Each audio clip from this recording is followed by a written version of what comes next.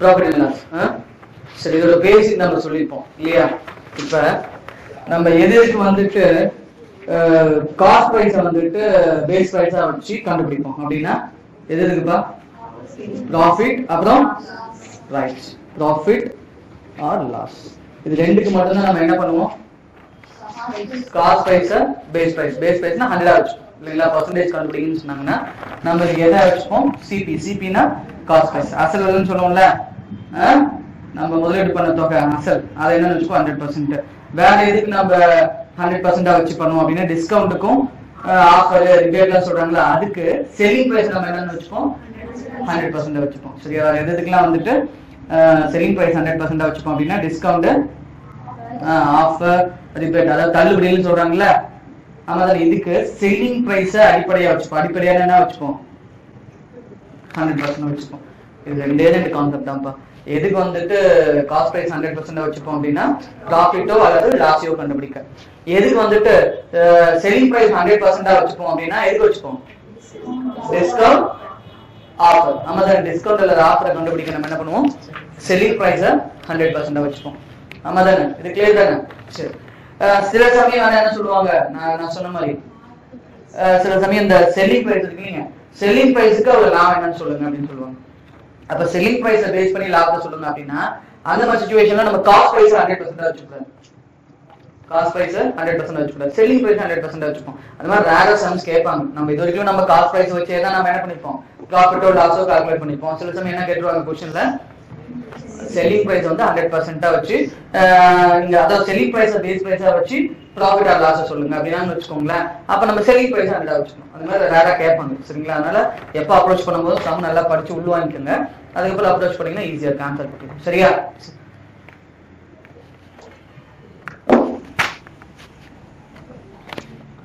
சரி, first sum பாருங்க. If the cost price of 10 articles is equal to selling price of 8 articles, then gain percentage is. என்ன சொல்றாங்கப்பா? என்ன சொல்றாங்க பாருங்க. 10 பொருளோட வாங்குன விலை எதுக்கு சமம் அப்படின்னா 8 பொருளோட விற்பனை விலைக்கு சமம் இல்லையா? Cost price of 10 articles is equal to selling price of 8 articles. அப்ப என்ன பார்த்தோம்? 10 பொருளை வந்து ஒரு 100 ரூபாய் கொடுத்து வாங்குறாரு. சரியா? 10 பொருளை 100 ரூபாய் கொடுத்து வாங்குறாரு இல்லையா? இதுல 8 பொருள்லயே என்ன பண்ணிட்டாரு அப்படின்னா என்ன பண்ணிட்டாரு? 8 articles அவருக்கான முதலீடை எடுத்தாச்சு. சரியா? 8 பொருளோட விற்பனை விலை எதுக்கு சமம்? 10 பொருளோட அடக்க விலைக்கு சமம். அதாவது காஸ்ட் பிரைஸ்க்கு ஈக்குவல் அப்படின்னா நம்ம எதுல வந்துட்டு அவருக்கு காஸ்ட் உள்ள வந்துச்சு அப்படின்னா 8 பொருளை வித்ததுலயே காஸ்ட் உள்ள வந்துருச்சு. ஆமா தானே? அப்ப மீதி கையில என்ன இருக்கும்? 2 இருக்கும் இல்லையா? அந்த 2 ஆர்டிகல் வித்தா கண்டிப்பா என்ன கிடைக்க போகுது? ப்ராஃபிட் கிடைக்க போகுது. அது என்ன பர்சன்டேஜ் நம்ம கண்டுபிடிக்கணும் இல்லையா? இப்ப ப்ராஃபிட் பர்சன்டேஜ் என்ன வரும்? நான் எப்ப இந்த क्वेश्चन மார்க் போட்டானோ டயகனல்ல கீழ போட்டு மீதி 2 டயகனல்ஸையும் மேல போட்டுங்க. இதுக்கு பேர் என்னன்னு சொல்லுவோம்? இதுக்கு பேர் என்னன்னு சொல்லுவோம்? டைரக்டட் போர்ஷன் சொல்லுவோம் இல்லையா? இதுக்கு பேர் என்ன சொல்லுவோம்? டைரக்டட் போர்ஷன் நம்ம சொல்லுவோம். இத கேன்சல் பண்ணுங்க. கேன்சல் பண்ணா என்ன வந்துச்சுங்க? 4. இத அடிச்சீங்க என்ன வந்துச்சுங்க? 25%. அப்ப இந்த சம்முக்கு ஆன்சர் என்ன? 25%. இது புரியுதா நான் சொல்றது? 10 பொருளோட வாங்குன விலை 8 பொருளோட விற்பனை விலைக்கு சமம் அப்படின்னு அர்த்தம். 10 பொருள ஒரு 100 ரூபாய் கொடுத்து வாங்கினாரு. 8 பொருள் என்ன வந்துச்சு அவருக்கு? 100 ரூபாய் வந்துச்சு. சொல்றது புரியுதா? அப்புறம் அதுக்கு மேற்பட்ட பொருள் விற்கும்போது அவருக்கு என்ன கிடைக்கும்? ப்ராஃபிட் கிடைக்கும். அந்த 2 பொருளோட பர்சன்டேஜ் என்னன்னு கண்டுபிடிச்சீங்கன்னா நமக்கு அதுதான் லாப சதவீதம். அதான் நமக்கு லாப சதவீதம். சரியா? காப்பி பண்ணிட்டீங்களா? பாருங்க. An article is marked 40% on the cost price and discount of 30% is allowed. What is the gain or loss percentage? என்ன சொல்றாங்க? ஒரு பொருள் மேல 40% கூடுதலா விலைய நிர்ணயம் பண்றாங்க, ஃபிக்ஸ் பண்றாங்க. சரியா? உதாரணமா நான் 100% 100 ரூபாய் கொடுத்து ஒரு பொருள் வாங்குறேன்னு வச்சுக்கோங்க. 40% கூடுதல் அப்படின்னா என்ன அர்த்தம்? 140 ரூபாய். பொருளோட விலை 100% அப்படின்னா அதுக்கு மேல 40% வச்சு நான் என்ன பண்ணிட்டேன்? விலைய நிர்ணயம் பண்ணிட்டேன். ஆனா நான் என்ன பண்றேன் அப்படின்னா discount of 30% is allowed. Discount எப்ப கொடுப்பாங்க? விக்கும்போது. சரியா? அப்ப விக்கும்போது நான் என்ன பண்றேன் அப்படின்னா 30% டிஸ்கவுண்ட் கொடுக்குறேன். ஆமா தானப்பா? நான் கூடுதலா வைக்கிறது எதுல இருந்து வைப்பேன் அப்படின்னா என்னோட அசல் விலையில இருந்து வைப்பேன். காஸ்ட் பிரைஸ்ல வந்துட்டு இன்க்ரீஸ் பண்ணுவேன். ஆமா தானே? தள்ளுபடிங்கிறது எதுல இருந்து கொடுப்பேன் அப்படின்னா செல்லிங் பிரைஸ்ல இருந்து நான் கொடுப்பேன். ஆமா தானே? அப்ப நீங்க இந்த மாதிரி சமுக்கு இப்படி போடலாம் தானே? என்ன பண்ணலாம்? ஃபர்ஸ்ட் வந்துட்டு நான் இன்க்ரீஸ் பண்றேன்னா 40%. அப்புறம் நான் டிக்ரீஸ் 30% பண்றேன்னா இப்ப 10%. ஆமா தானேப்பா? இது சம படிக்கும் போது நமக்கு இது மைண்ட் கால்குலேஷன்ல போட்டுறனால முதல்ல 40% கூடுதலா வைக்கிறோம், அப்புறம் 30% தள்ளுபடி கொடுக்குறோம், 10% சொல்லிடலாம் இல்லையா. இதுக்கப்புறம் நம்ம இதே விடக்கூடாது. என்ன பண்ணணும், இது வந்து நம்மளோட நெட் ரிசல்ட் இல்ல. என்ன பண்ணணும்னா 40% ஆஃப் 30 அல்லது 30% ஆஃப் 40, அதாவது ரெண்டையும் பெருக்குங்க. அவ்வளவுதான், அது ரெண்டையும் பெருக்குங்க. நாமும் 12 120 1200 ரெகுஸ்தான் புள்ளி வைங்க. என்ன வரும் 12. என்ன 12 -12. என்ன 12 -12. அப்ப பாருப்பா 10 ல இருந்து -12 போச்சுன்னு வச்சுக்கோங்க. என்ன வரும் -2%. அப்ப இந்த டிரான்சாக்ஷன்ல என்ன கேட்டிருக்காங்க பாருங்க. இந்த டிரான்சாக்ஷன்ல what is the gain or loss percentage? gain or loss? loss minus. அப்படி இல்லைன்னா ஜெனரல் லாஜிக் என்ன பண்ணலாம், இப்படி பண்ணலாம். 100 ரூபாய் கொடுத்து வாங்கினாரு, அசல்ல இருந்தா என்ன பண்ணுவாரு அப்படின்னா லாபத்தை பிக்ஸ் பண்ணுவாரு. அப்ப வந்துட்டு இவரு 40% வந்து ப்ராஃபிட் பிக்ஸ் பண்றாரு. அதாவது 100ல 40 40 சொல்லலாம். அப்ப பிக்ஸ்ட் அட் 140%. அடுத்தது டிஸ்கவுண்ட் எதுல இருந்து கொடுப்பாங்கன்னா 140 இருக்குல்ல, டிஸ்கவுண்ட் 140ல இருந்து என்ன பண்ணுவாங்க, 140ல இருந்து என்ன பண்ணுவாங்க 30% டிஸ்கவுண்ட் கொடுப்பாங்க. அப்ப டிஸ்கவுண்ட்னா இங்க பிளஸ் போட்டோம், சேர்த்து வச்சுக்கணும். இங்க என்ன பண்ணும் மைனஸ் போடும். எத்தனை பர்சன்ட் டிஸ்கவுண்ட் 30%. 30% ஆஃப் 140. அப்ப 140 மைனஸ் 10% 16. 30% என்ன 42. 42 மைனஸ் பண்ணுங்க. 42 மைனஸ் பண்ண என்ன வருங்க 98%. அப்ப பாருங்க லாபத்தை கணக்கிடும் போது என்ன பண்ணுவோம், லாபத்தை கணக்கிடும் போது காஸ்ட் பிரைஸ் அடிப்படையா வச்சுக்கோம். அப்ப காஸ்ட் பிரைஸ் 100 ரூபாய் போட்டாரு, உள்ள வந்தது 98 ரூபாய் வந்திருக்கு. அப்ப என்ன ஆன்சர் 2% லாஸ். ஆமா, ரிசல்ட் என்ன அப்படின்னா 2% என்னது லாஸ். 2% என்னது லாஸ். புரியுதா சொல்றது? 2% என்னது லாஸ். அத அப்படியே காப்பி பண்ணிக்கோங்க. இது எப்படி வந்துச்சுன்னு அப்படியே போட்டுக்கோங்க. பஸ் சைடுல எப்படி வந்துச்சு பாரு. plus 40% of -30 அல்லது -30% of +40. இங்க இத வச்சு தான் நம்ம இந்த பிளஸ் மைனஸ் வச்சு தான் இங்க மைனஸ் வருமா பிளஸ் வருமா நம்ம கால்குலேட் பண்றோம். சரியா தீர்மானிக்கிறோம். புரியுதா நான் சொல்றது? சரி.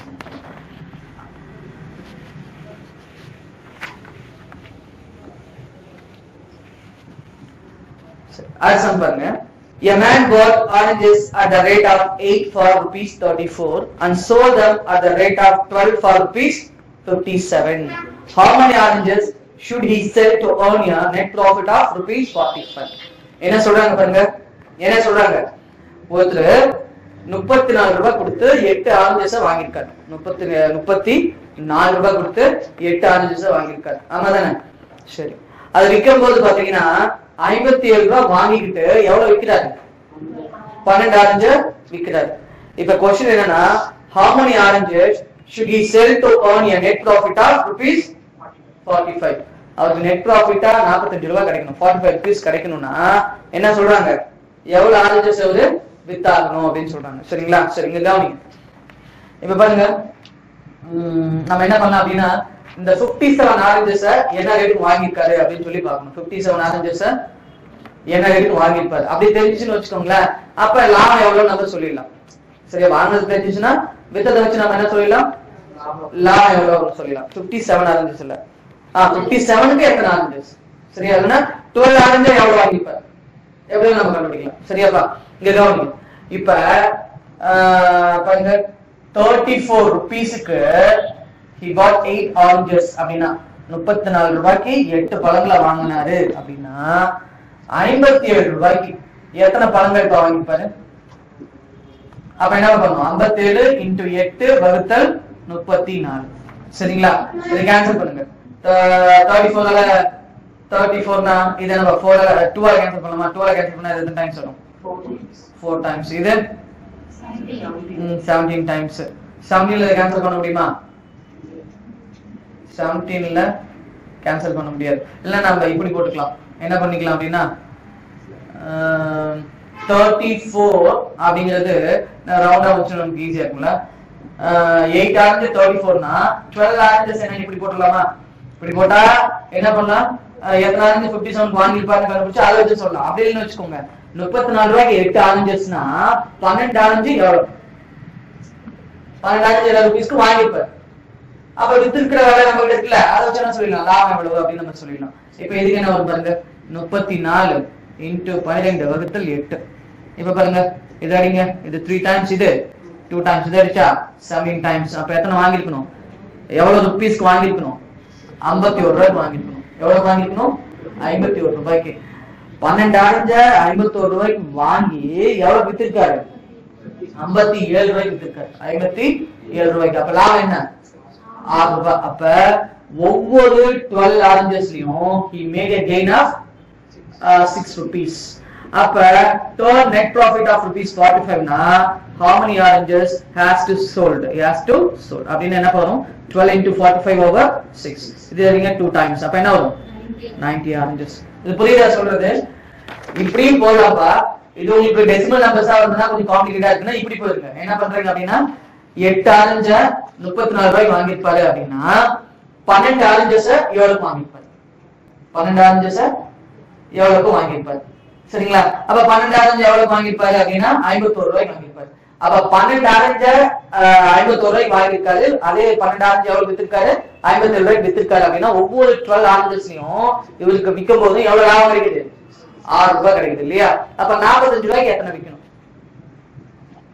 அப்ப 90 ஆரஞ்ச இதே ரேட் வித்தான்னு வச்சுக்கோங்க, 57 ரூபாய் 12 ஆரஞ்சு வித்தான்னு வச்சுக்கோங்க, கண்டிப்பா அவருக்கு என்ன கிடைக்கும், லாபம் கிடைக்கும். சரியா? லாபம் கிடைக்கும்.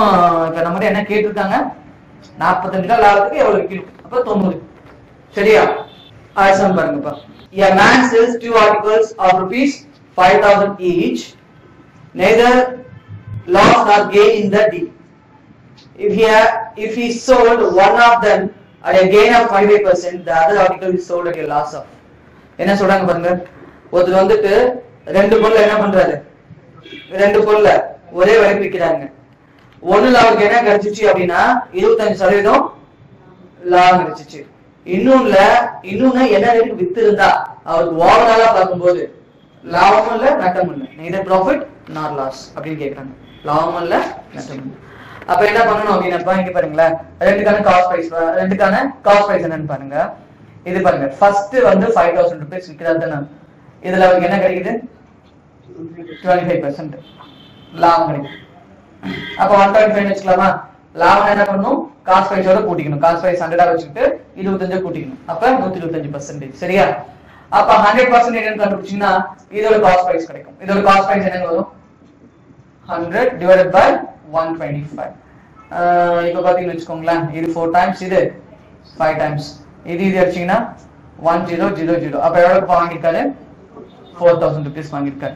அப்ப ரெண்டையும் 5000 வித்து என்ன இல்ல ப்ராஃபிட்டும் வரல லாஸும் வரலன்னு வச்சுக்கோங்களேன். அப்ப ரெண்டாவது வந்துட்டு என்ன ரேட் வாங்கிருப்பாரு அப்படின்னா 6000 rupees வாங்கிருப்பாரு. ரெண்டாவது என்ன ரேட் வாங்கிருப்பாரு, முதல் வந்து 4000 rupees வாங்கிருக்காரு, செகண்ட் எவ்வளவு வாங்கிருக்காரு, 6000 rupees வாங்கிருக்காரு. இது ஃபர்ஸ்ட். அப்ப செகண்ட் என்னன்னா ரெண்டையும் வித்ததுனால 10,000 வித்ததுனால லாபம் இல்ல நட்டம் இல்ல அப்படின்னா செகண்ட் வந்துட்டு எவ்வளவு வாங்கிருக்காரு அப்படின்னா 6000 rupees வாங்கிருக்காரு. ஆமா தானே? இப்ப நம்ம கேக்குறது என்னன்னா ரெண்டாவது என்ன ரேட் வித்து இருந்தா என்ன சதவீதம் ப்ராஃபிட் ஆர் லாஸ் வித்து இருந்தா ஓவராலா லாஸும் இல்ல கெயினும் இல்ல அப்படின்னா இங்க பாருங்க, இப்ப என்ன பண்ணுவோம், 6000 rupees இருக்குல்ல, இதான் 100% எடுத்துக்கோங்க.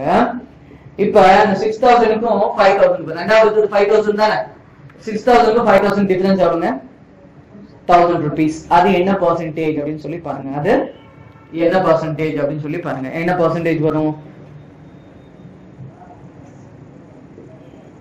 100/6.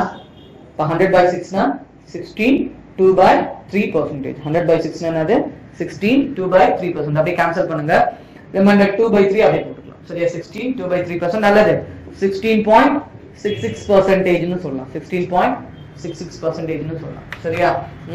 இந்த பெர்சன்டேஜ் டேபிள் ஒன்னு இருக்குல்ல, அது அப்படியே கொஞ்சம் பார்த்துக்கோங்க. சரியா? இந்த மாதிரியான ஃபிராக்ஷன்ஸ்ல வந்து பெர்சன்டேஜ் வருது அப்படின்னா உட்கார்ந்து சால்வ் பண்ணிடலாம் இருக்குன்னு அவசியம் இல்லை. நமக்கு அந்த பெர்சன்டேஜ்ல வரதெல்லாம் ஈஸியா நம்ம அப்படியே போட்டுடலாம்.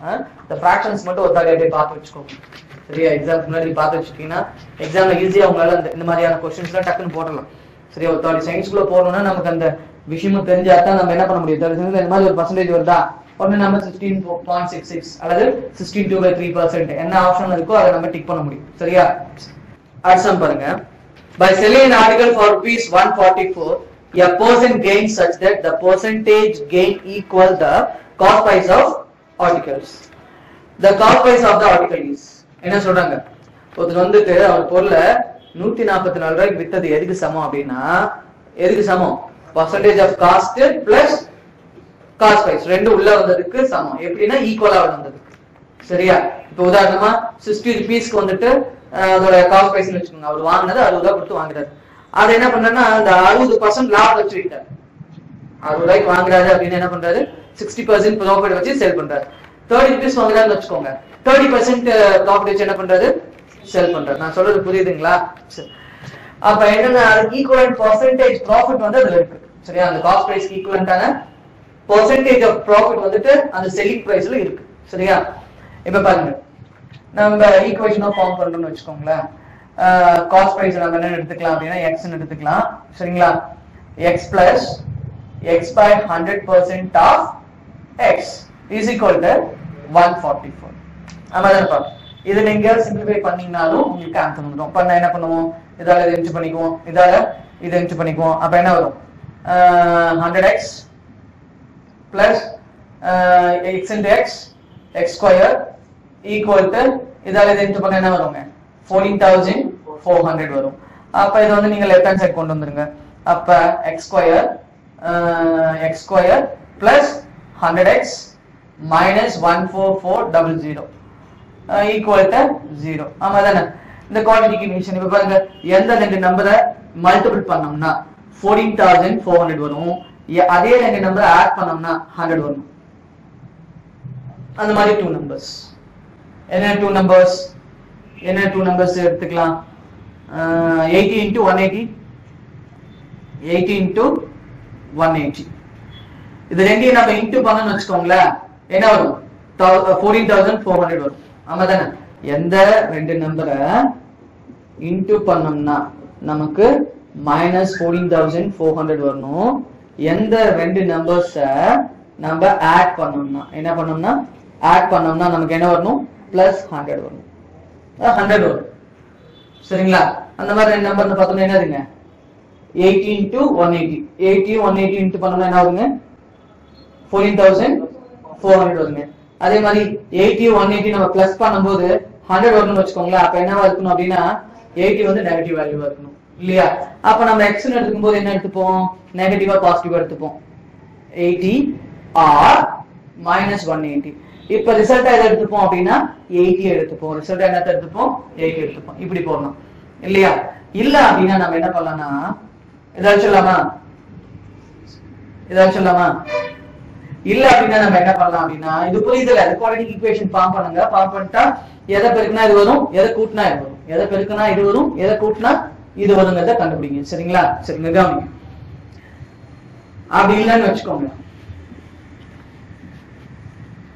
நீங்க என்ன பண்றீங்க அப்படினா நமக்கு தெரியும் அதுக்கு ஈக்குவலன்ட் பெர்சன்டேஜ்க்கு அதாவது காஸ்ட் பிரைஸ்க்கு ஈக்குவலன்ட் பெர்சன்டேஜ் ஆஃப் ப்ராஃபிட் உள்ள இருக்கும் ஆமாதானே அப்ப நீங்க என்ன பண்ணனும்னா கண்டிப்பா கட்டாயமா இந்த யூனிட் பிளேஸ்ல இருக்க வேல்யூ என்னவா இருக்கும் அப்படினா ஸ்கொயர் நம்பரோட தான் இருக்கும் என்னவா இருக்கும் ஸ்கொயர் நம்பர் தான் இருக்கும் இப்ப 4 ல முடியுற ஸ்கொயர் நம்பர் எதெல்லாம் இருக்குன்னா up to 10 வரைக்கும் பாருங்க இப்ப 300 போகுது அப்படினா up to 20 வரைக்கும் பாருங்க 300 400 இந்த வேல்யூ இருக்குன்னு வெச்சுக்கோங்களே அப்ப ஒரு 20 வரைக்கும் பாருங்க சரிங்களா இப்ப பாருங்க எது வரைக்கும் பாக்குறீங்க அப்படினா 10 வரைக்கும் பாருங்க 10 க்குள்ள 4 ல முடியுற ஸ்கொயர் நம்பர்ஸ் என்னென்ன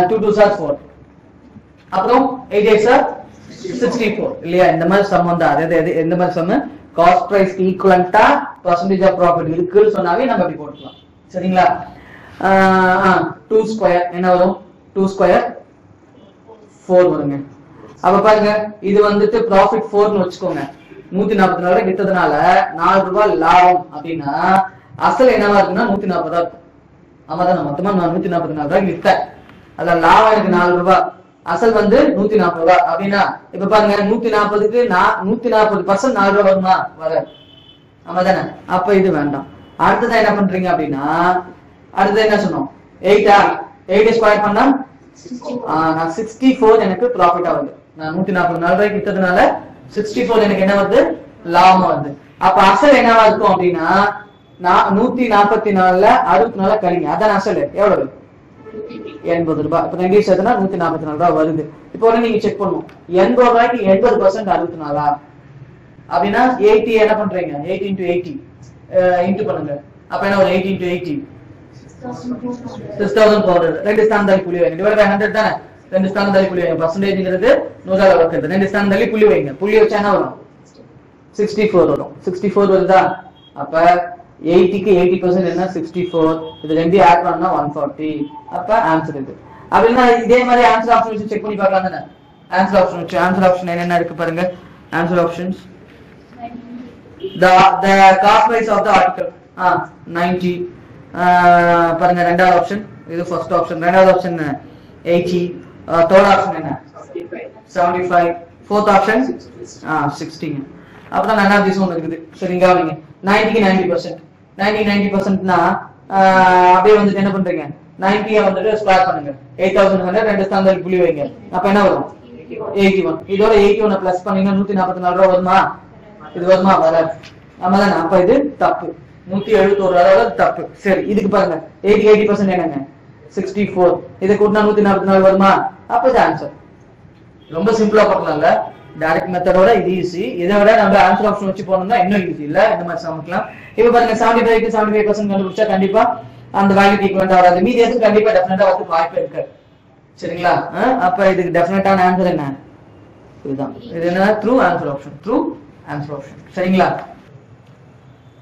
சொல்றத நல்லா உள்ள வாங்கிக்கங்கப்பா சரிங்களா சரியா வீட்ல போயிட்டு என்ன பண்றீங்க அப்படின்னா இது எல்லா சமயம் ஒரு தடவை போட்டு பாருங்க சரிங்களா டைரக்ட் மெத்தட்லயும் போட்டு பாருங்க ஷார்ட் கட்லயும் போட்டு பாருங்க சரிங்களா அப்பதான் உங்களுக்கு இதுல இருக்கிற ஃபுல் லாஜிக் உங்களுக்கு அண்டர்ஸ்டாண்ட் ஆகும் எக்ஸாம் வர போற இந்த 2-3 क्वेश्चन ஈஸியா உங்களால அட்டெண்ட் பண்ண முடியும் சரி எக்ஸாம்ல வர போற இந்த 2-3 क्वेश्चंஸும் ஈஸியா அட்டெண்ட் பண்ணனும் அப்படினா நீங்க என்ன பண்ணணும் வீட்ல போய்ட்டு உட்கார்ந்து இதுக்கான சிரத்தை எடுக்கணும் சரிங்களா இன்னும் ஒன்ஸ் கவனிச்சாலாம் கொஞ்ச நாளைக்கு டெம்பரேச்சர் ஏதா உங்க மைண்ட்ல இருக்கும் சரியா நீங்களே செல்ஃபா வந்து பிராக்டீஸ் பண்ணா மட்டும் தான் ரொம்ப நாளைக்கு எக்ஸாம் வரைக்கும் உங்க மைண்ட்ல நிக்கும் சரியா எக்ஸாம்ல இந்த மாதிரி क्वेश्चंसலாம் வருது அப்படினா இன்ஸ்டன்ட்டா உங்களால ஆன்சர் பண்ண முடியும் சரியா sir the percentage gain cost price equal ஆனது நம்ம ஈக்குவல்னு சொல்றாங்கல அந்த வேர்ட் அண்டர்லைன் பண்ணிக்கோங்க equal cost price is equal to percentage of profit அல்லது percentage of profit is equal to cost price சொல்றது புரியுதா உங்களுக்கு இந்த ஈக்குவல்னு ஒரு வேர்ட் இருக்குல்லப்பா வரும்போது ஒண்ணுமே இல்ல இந்த மாதிரி ஆன்சர் வச்சு டிக் பண்ணிடலாம் ஆமாதானே இல்லனா அப்படி போடலாம்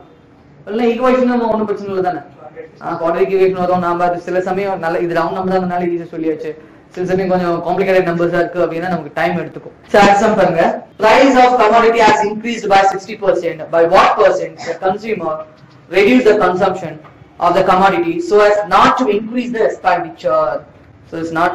the expenditure என்ன சொல்றாங்க பொருளோட விலை 60% என்னாச்சா கூடிடுச்சாம் ஆனா இவர் என்ன பண்றாரு அப்படின்னா அந்த செலவுக்கு இவரு ஒத்து வரல என்ன பண்றாரு நம்ம செலவு அதே தான் நம்ம மெயின்டைன் பண்ணணும் சரி நம்மளோட எக்ஸ்பென்சஸ் வந்துட்டு எப்பயும் ஒரே லெவல்ல தான் மெயின்டைன் பண்ணணும் அப்ப நம்ம என்ன குறைச்சாகணும் கன்சம்ப்ஷனை குறைச்சாகணும் நுகர்வு என்ன பண்ணி ஆகணும் குறைச்சாகணும் ஆமா தானே உதாரணமா பெட்ரோல் விலை லிட்டர் வந்து 80 ரூபான்னு வச்சுக்கோங்க நம்ம ரெகுலரா 80 ரூபாய்க்கு அடிச்சுட்டு இருக்கோம் சரிங்களா திடீர்னு ஓவர் நைட் விலை ஏறி போச்சு 90 ரூபாய் போச்சு இன்னைக்கு நம்ம அதுக்கான பட்ஜெட்டட் அமௌண்ட் என்ன 80 rupees தான் சரிங்களா இன்னைக்கு போய் 80 rupees அந்த கடைக்காரர் கொடுக்குதுன்னு வச்சுக்கோங்களேன் நேத்து அடிச்ச அதே அளவு நீங்க அடிக்க மாட்டாங்க ஏன்னா நீங்க பிரைஸ் என்னாச்சு அப்ப எனக்கு என்ன குறையுது இன்டைரக்டா என்ன குறையுதுங்க எனக்கு கன்சம்ப்ஷன் குறையுது ஆமா தானே அப்ப கன்சம்ப்ஷன் எத்தனை % குறையுதுதான் கேள்வி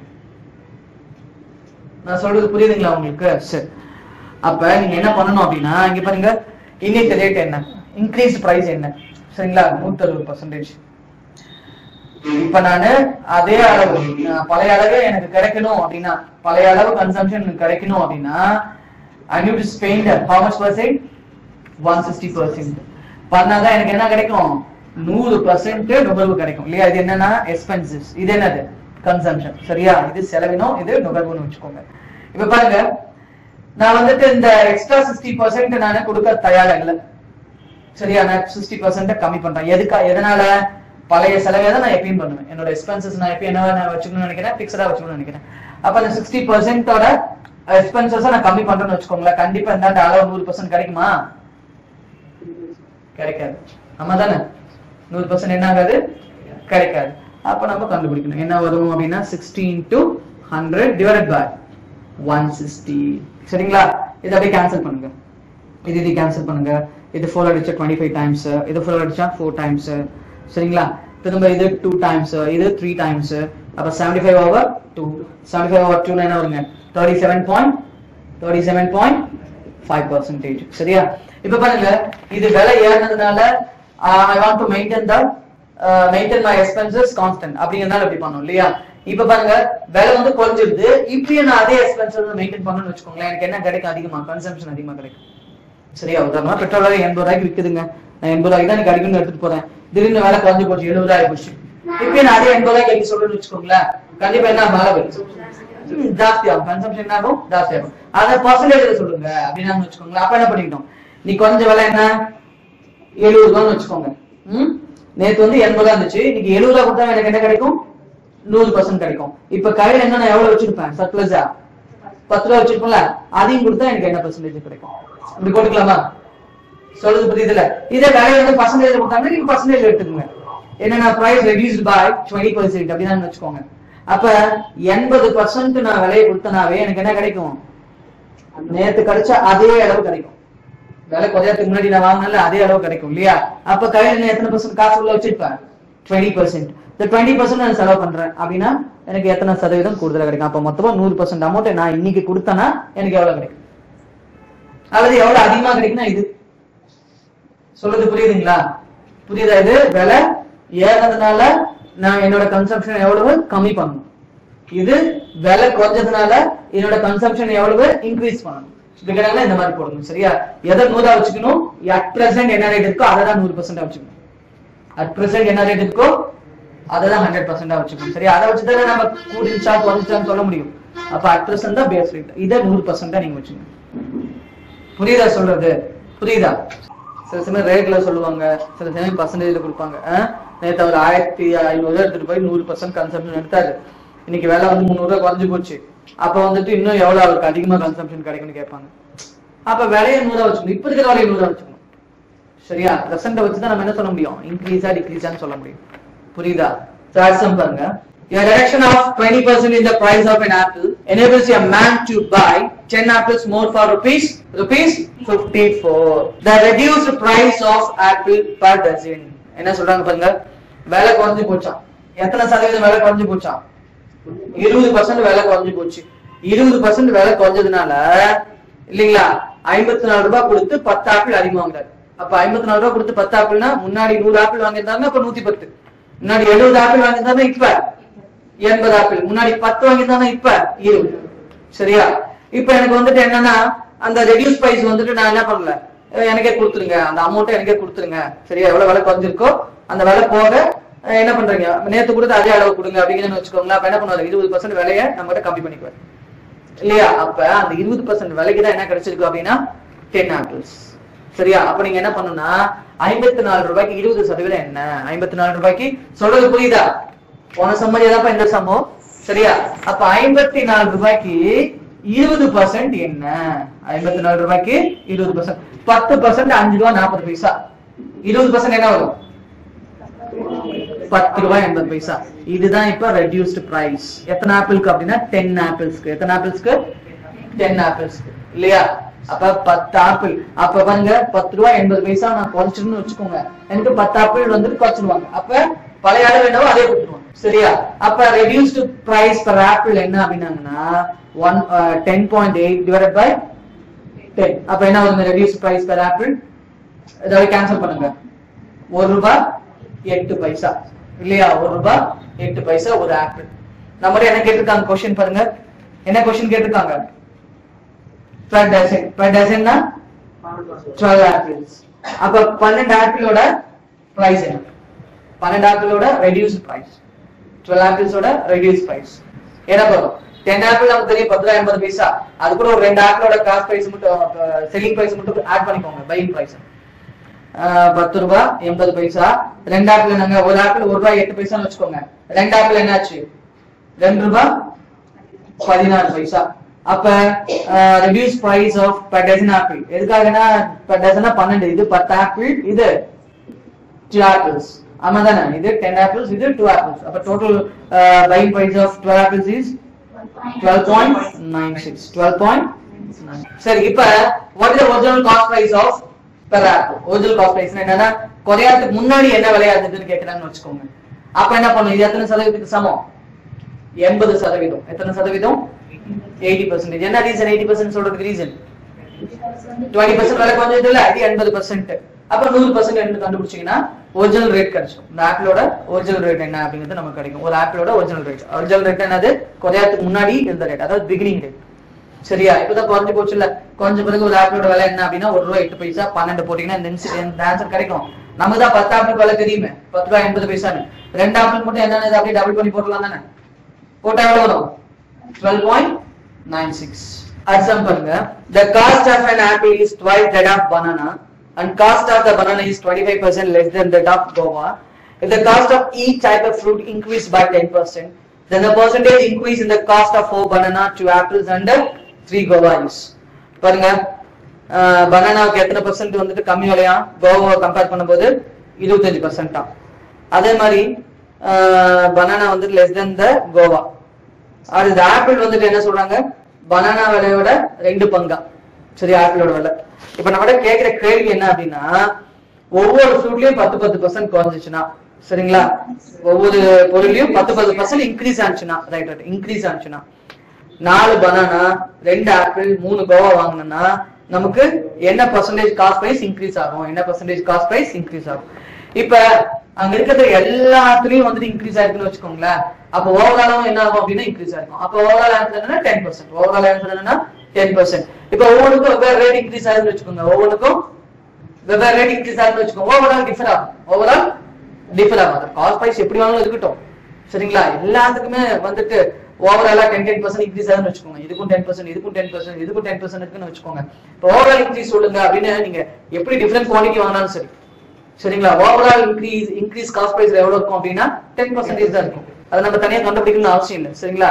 இப்ப பனானா வந்துட்டு 20% கூடி போச்சு, ஆப்பிள் வந்துட்டு 10% கூடி போச்சு. அடுத்தது என்னங்க?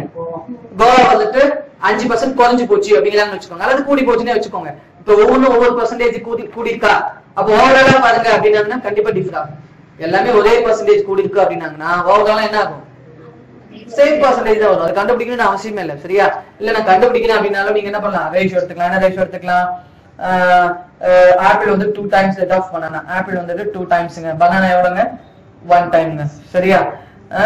அடுத்தது வந்துட்டு the cost price of banana is 25% less than guava. Banana வந்துட்டு கோவாவோட எத்தனை % குறையும்? 25% குறையும். அப்ப 25% குறையும்னா இது 75%, இது 100%. இதையும் நீங்க விகிதமா எடுத்துக்கோங்க. இல்ல இதை வந்து நீங்க பர்சன்டேஜ் எடுத்துக்கோங்க. பர்சன்டேஜ்னா into 100 போட்டுக்கோங்க, சரியா?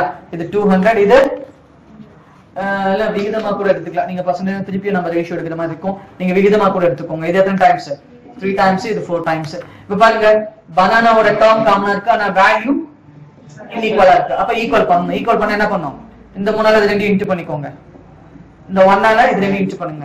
இன்டு பண்ண இந்த வேல்யூ டிஃபர் ஆகாதானே? 1ஆல இன்டு பண்ணும்போது 2 3s are 6.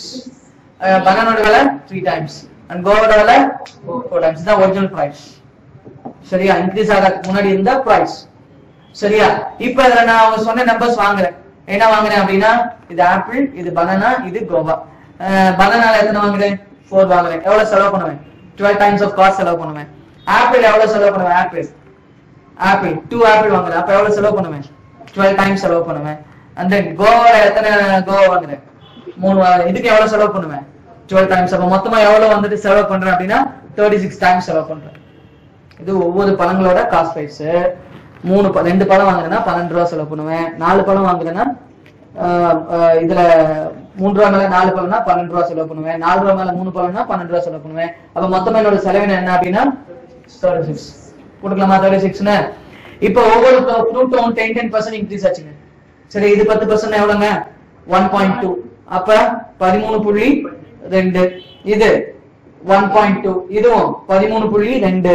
இது 1.2. இதுவும் எவ்வளவு ஆகும்? எல்லாமே நான் 13.2 13.2 கொடுத்து வாங்கணும் இல்லையா? இப்ப இன்க்ரீஸ் பர்சன்டேஜ் மட்டும் சொல்லுங்க அப்படிங்கிறாங்கன்னு வச்சுக்கோங்க. இதை மட்டும் நீங்க கூட்டிக்கலாம். கூட்டினா என்ன வரும்? அவ்வளவுதான். இது 100% அப்படின்னா 36ங்கிறது 100%னா 3.6 என்ன பர்சன்டேஜ் சொல்லலாமா? 10% இல்லையா? அப்ப ஈச் ஃப்ரூட்டுக்கும் பர்சன்டேஜ் சேமா இன்க்ரீஸ் ஆகுதுன்னா ஓவரால் அது எத்தனை டைம்ஸ் ஆனாலும் சரி, 6 3 4 எத்தனை பங்கா இருந்தாலும் சரி, ஓவரால் என்னவா இருக்கும் ரிசல்ட்? அதே 10% தான். சொல்றது புரியுதா? இத இது என்ன பண்ணுறீங்கன்னா ஒரு நோட்ஸ் மாதிரி எடுத்து வச்சுக்கோங்க. இது காப்பி பண்ணிக்கோங்க, நோட்ஸ் மாதிரி எடுத்து வச்சுக்கோங்க. இந்த மாதிரி சம்லாம் வருது அப்படின்னா நம்ம ரொம்ப வந்துட்டு இதுக்கான டைமை ஸ்பெண்ட் பண்ணணும்னு அவசியம் இல்லை. ஆமா தானே? ஓவரால் சேம் பர்சன்டேஜ் தான் டக்குன்னு ஆன்சர் போட்டு போயிடலாம். நீங்க காப்பி பண்ணிட்டு ஒரு நோட்ஸ் எடுத்து வச்சுக்கோங்க. சரியா? நான் சொன்னதை அப்படியே எழுதி வச்சுக்கோங்க.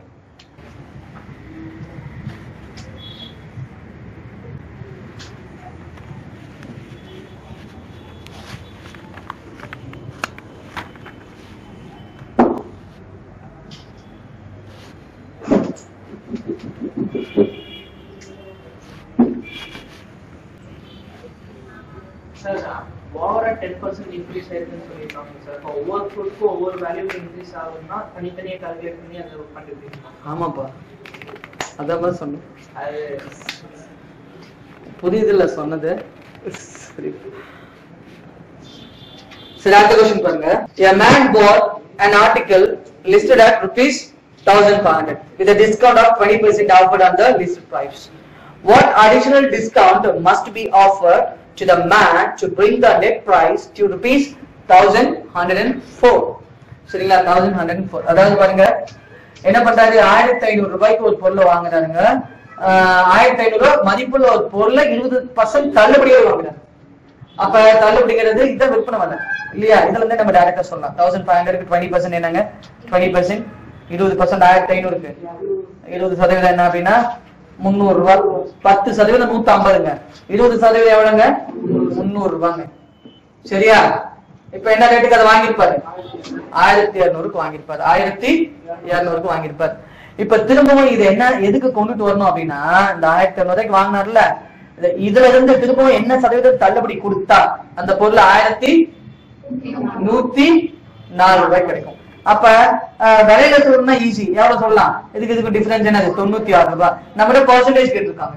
அப்ப எதை 100% இதை வச்சுக்கணும். ஏன்னா இதுல இருந்து எவ்வளவு தள்ளுபடி, இதுல இருந்து எவ்வளவு தள்ளுபடி இல்லை. அடிஷனல் தள்ளுபடி என்னது? அடிஷனல் டிஸ்கவுண்ட்னா மீதி உள்ள வேல்யூல இருந்து கொடுக்கறதா என்னது? Additional discount. மீதி இருக்கிற வேல்யூல இருந்து கொடுக்கறதா என்னது? Additional discount. அப்ப இதுல இருந்து இது என்ன சதவீதம்? அப்ப 1,200ங்கிறது 100%.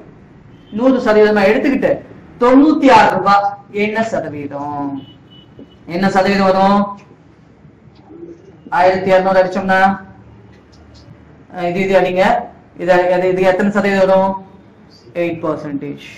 எத்தனை பர்சன்டேஜ்? 8%. அப்ப இன்னும் அடிஷனல் டிஸ்கவுண்டா அவர் எவ்வளவு எதிர்பார்க்கணும் அப்படின்னா 8% எதிர்பார்க்கலாம்ல. எந்த ரேட்டு கொண்டு வரணும்னா 1,104 ரூபாய்க்கு. இது புரியுதுல்ல? இதுல எப்படி சம் வந்தாலும் போடுற அளவுக்கு உங்களுக்கு நல்லா ட்ரைன் பண்ணிக்கோங்கப்பா. வீட்டுல உட்காந்து நல்லா போடுங்க, டைம் ஸ்பெண்ட் பண்ணுங்க நிறையா. எல்லாம் கொஞ்ச காலத்துக்கு தான், அதிகபட்சம் 6 மாசத்துக்கு தான். அதுக்கும் நம்ம தயாரா இல்லை அப்படின்னு வச்சுக்கோங்க.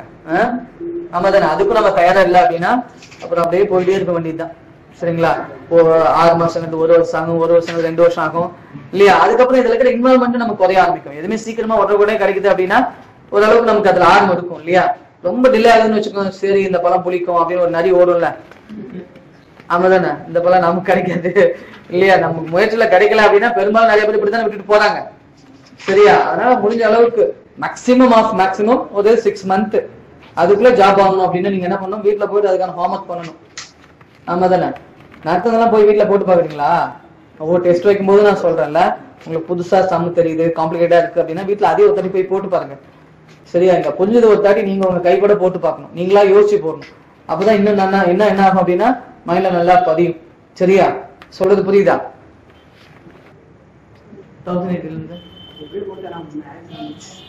2% மைனஸ் பண்ணுமா? இல்ல 2% ஆட் பண்ணணும். 1080 2% ஆட் பண்ணுங்க. சரிப்பா.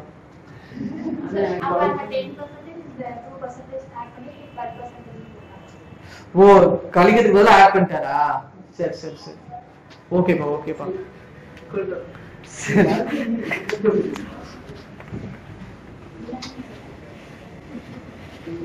இல்ல இல்ல, சில சமயம் குழப்பம் ஆரம்பத்துல இருக்கும்போது எல்லாத்துக்கும் அப்படித்தான்.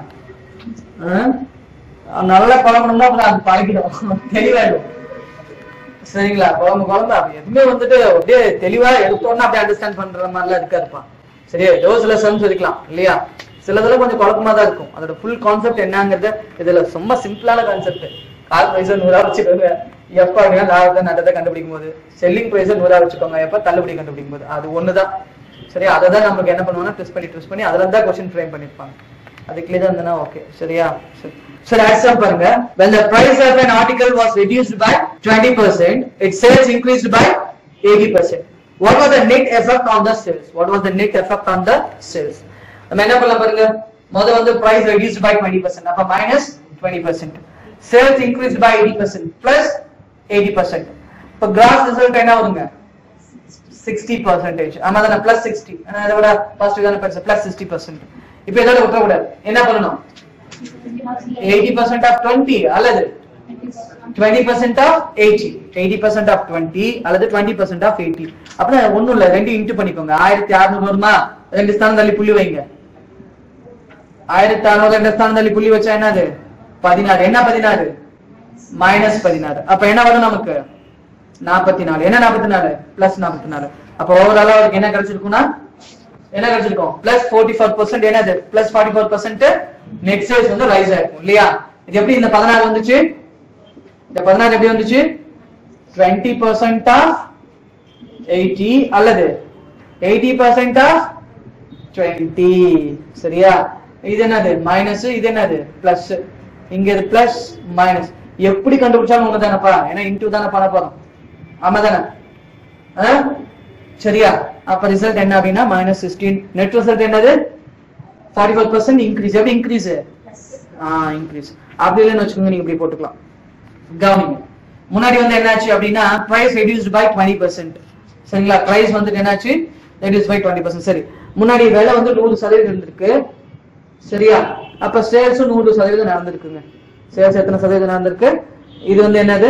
பிரைஸ். இது என்னது? சேல்ஸ். சரிங்களா? பிரைஸ் வந்து 100 ரூபாய், 100 பொருள் வித்திருக்குன்னு வச்சுக்கலாம். 100 ரூபாய் மேல 100 பொருள் வித்திருக்கு. 100 ரூபாய் மேல 100 பொருள் வித்திருக்கு. அப்ப டோட்டல் டர்ன்ஓவர் என்னங்க? Total turnover 10,000. இப்ப விலை வந்து பொருளோட விலை வந்து என்னாச்சுன்னா குறைஞ்சு போச்சு. பொருளோட விலை என்னாச்சு? குறைஞ்சு போச்சு. எவ்வளவு குறைஞ்சு போச்சு? 20% குறைஞ்சு போச்சுங்க. அப்ப ஒரு பொருளோட விலை என்னங்க இருக்கும்? 80% இருக்கும். இப்ப இது என்னாச்சு? விற்பனை என்னாச்சு அப்படின்னா 80% கூடி போச்சு. முந்தைய 100 பொருள் வித்த இடத்துல இப்ப எத்தனை பொருள் விக்குது? 180 பொருள் விக்குதுங்க. சரிங்களா? முந்தைய 100 பொருள் வித்த இடத்துல இப்ப 180 பொருள் விக்குது. இப்ப இதை இன்டு பண்ணுங்க.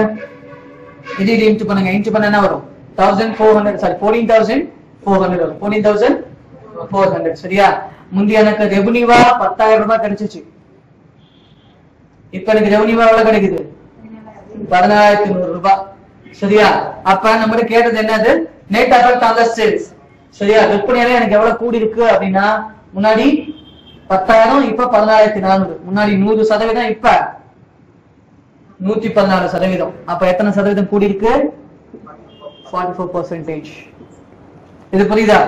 இது நம்ம அப்படியே டைரக்டா இதே கான்செப்ட்ல அப்படியே அப்ரோச் பண்றது. இது நம்மளோட ஓவரால் ட்ரிக்ல எல்லா ப்ராப்ளத்துக்கும் மோஸ்ட் ஆஃப் தி ப்ராப்ளம் இதான போடுவோம் இல்லையா? இந்த மாதிரி நம்ம போடலாம். சரிங்களா?